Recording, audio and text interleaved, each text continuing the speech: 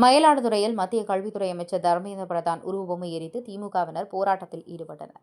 நாடாளுமன்றத்தில் பட்ஜெட் கூட்டத்தொடர் மீதான விவாதத்தில் தேசிய கல்விக் கொள்கைக்கு எதிராகும் தமிழ்நாடு கல்வித்துறைக்கு நிதி ஒதுக்க வலியுறுத்தியும் மும்மொழி கொள்கையை தமிழ்நாடு ஒருபோதும் ஏற்காது என்றும் திமுக எம்பிக்கள் கனிமொழி, தமிழச்சி தங்கபாண்டியன் உள்ளிட்டோர் பேசியதற்கு மத்திய கல்வித்துறை அமைச்சர் தர்மேந்திர பிரதான் தேசிய கல்விக் கொள்கை பற்றிய சரியான புரிதல் தமிழ்நாட்டுக்கு இல்லை.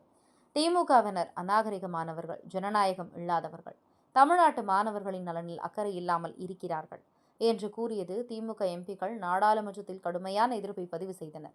இதைத் தொடர்ந்து முதலமைச்சர் மு.க.ஸ்டாலினும் தர்மேந்திர பிரதான் பேச்சுக்கு கண்டனம் தெரிவித்திருந்தார். இதனால் தமிழகம் முழுவதும் திமுகவினர் உருவபொம்மை எரிப்பு உள்ளிட்ட பல்வேறு போராட்டங்களில் ஈடுபட்டு வருகின்றனர்.